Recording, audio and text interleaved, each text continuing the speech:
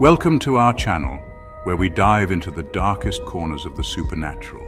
Tonight, we delve into the unsettling world of haunted objects, those seemingly innocuous items imbued with a sinister energy. We bring you 3 eerie stories from haunted dollhouses that will send shivers down your spine. Make sure to turn off the lights, sit back and prepare to be terrified. Our first story takes us to a quaint antique shop where a young woman named Amelia stumbled upon a beautiful handcrafted dollhouse. She couldn't resist its allure, feeling an inexplicable pull towards the miniature dwelling. Little did she know she was inviting a malevolent presence into her life. At first, it was just a faint whisper, barely audible above the hum of the refrigerator. I dismissed it as the creaking of an old structure.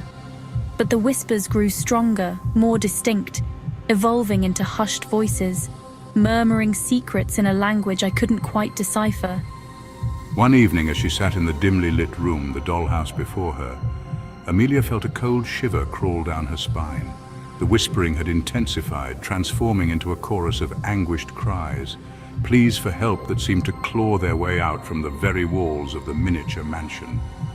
Compelled by an unseen force, Amelia pressed her ear against the cold wood, straining to understand the chilling messages. The voices spoke of a family, the Blackwood family, who had once resided within the walls of the real house upon which the dollhouse was modeled. They spoke of tragedy, of a fire that had consumed their home, trapping them within its fiery embrace. Their voices, laced with terror and despair, begged me to find their remains, to lay their souls to rest. Fear battled with a burgeoning sense of morbid curiosity within Amelia. She couldn't ignore the pleas of the Blackwood family, their tormented voices echoing in her dreams, haunting her waking hours. Armed with a set of old blueprints she discovered hidden within the dollhouse, she embarked on a chilling quest to uncover the truth behind the whispers. The blueprints led me to the site where the Blackwood mansion once stood, now nothing more than an overgrown lot, reclaimed by nature. With each step, I felt a growing sense of unease, a palpable weight settling upon my shoulders, as if the spirits of the Blackwoods walked beside me. Following the faded markings on the blueprints, she located the charred remnants of the foundation. And there, beneath the rubble, Amelia unearthed a small, charred toy chest. As I pried open the rusted lock, a chill wind swept across the lot, stirring the leaves in the trees, and carrying with it the mournful cries of the Blackwood family.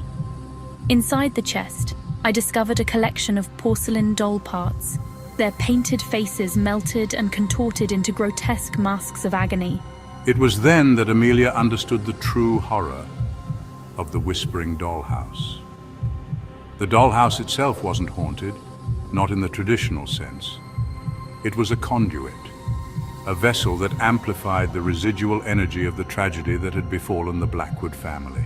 With a heavy heart, I gathered the broken doll parts, feeling the weight of the Blackwood family's suffering pressing down on me. I gave them a proper burial on the grounds of their former home, whispering a silent prayer for their tormented souls.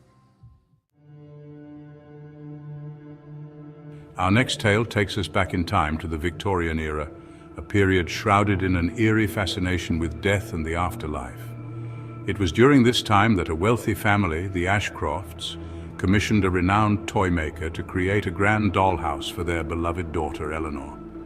They spared no expense, demanding the finest materials, the most intricate details, unaware that their lavish gift would become a vessel of unimaginable sorrow. The dollhouse was a marvel of craftsmanship, a miniature replica of the Ashcroft mansion, complete with working gaslights, silk-lined furniture, and a miniature portrait of Eleanor hanging above the fireplace in the parlor. Eleanor was overjoyed with her gift, spending hours lost in her own little world, oblivious to the darkness that seemed to cling to the dollhouse like a shroud. It began subtly, with small misfortunes befalling the Ashcroft family. A prized horse went lame, investments soured, and a pall of illness seemed to settle over the once vibrant household. As the misfortunes escalated, so too did the strange occurrences surrounding the dollhouse. Servants whispered of seeing flickering lights within the miniature mansion, even when Eleanor was asleep, and the faint strains of music seemed to emanate from the tiny music room, though no one dared to enter. Then tragedy struck. Eleanor, the light of the Ashcroft family, succumbed to a sudden and inexplicable illness. Her death cast a long shadow over the Ashcroft family, their grief palpable, their home now shrouded in an almost unbearable silence. It was during this time of mourning that the true nature of the dollhouse revealed itself. One evening, as Mr. Ashcroft sat alone in his study, the weight of his grief threatening to consume him, he heard his daughter's laughter echoing from the nursery. Heart pounding with a mixture of hope and dread, he rushed to the nursery, only to find the room empty, save for the ornate dollhouse sitting atop a table. As he approached the dollhouse, he noticed that the miniature portrait of Eleanor above the parlor fireplace was now weeping, tiny tears of blood staining the painted canvas. Terrified, Mr. Ashcroft realized that the dollhouse was not just a toy, but a conduit to the other side, a vessel that held his daughter's tormented spirit. Driven by grief and a desperate need to connect with his lost child, he began to use the dollhouse to communicate with Eleanor. He would leave her messages, tiny notes penned on scraps of paper, and arrange the furniture in the dollhouse to resemble scenes from her life. To his horror, the dollhouse responded. The furniture would be rearranged overnight, the tiny notes replaced with cryptic messages scrawled in a childish hand. The once loving messages from his daughter became laced with anger, resentment, accusing Mr. Ashcroft of failing to protect her, of abandoning her to the darkness. Consumed by guilt and driven to the brink of madness, Mr. Ashcroft destroyed the dollhouse in a fit of rage, smashing it to pieces against the hearth. He ordered the servants to burn the remnants, to scatter the ashes to the wind, hoping to sever the connection to the other side, to silence the accusing whispers of his dead daughter. But the curse of the Victorian dollhouse proved too powerful to erase. The Ashcroft family fortune dwindled.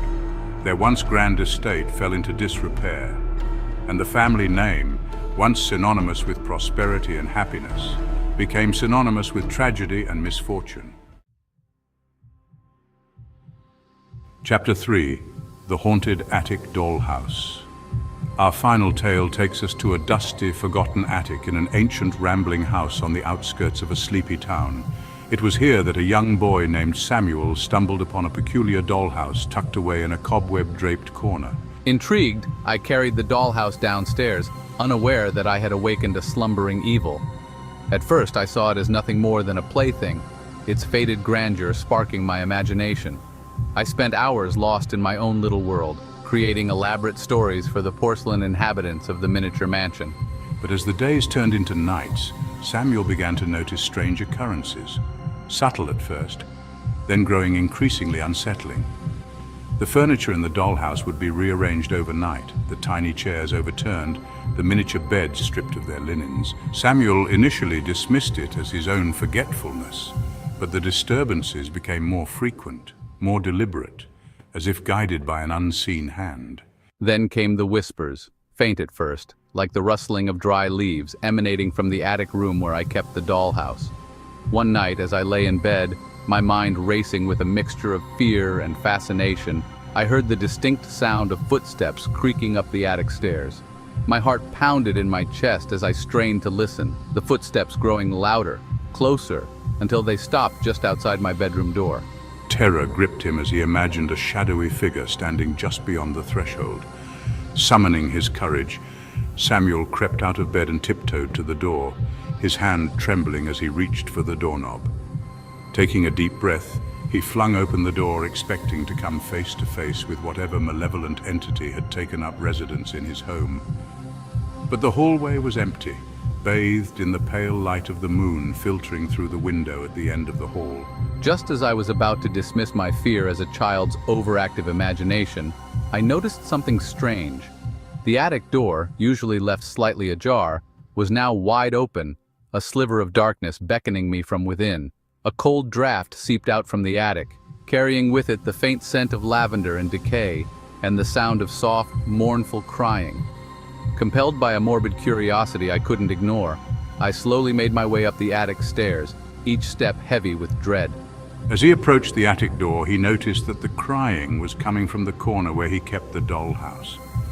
Heart pounding in his chest, Samuel flicked on the attic light, illuminating the dusty furniture and forgotten treasures scattered across the floor.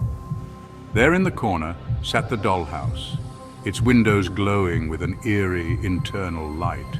As I watched in horrified fascination, the front door of the dollhouse creaked open, and a small, translucent figure, a young girl with long, flowing hair and a sad expression on her pale face, stepped out onto the miniature porch.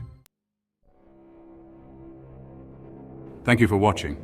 If you enjoyed these eerie tales, don't forget to like, subscribe, and hit the bell icon for more spine-chilling stories. Share your own haunted dollhouse experiences in the comments below. We might just feature your story in a future video. Until next time, stay safe and keep the lights on.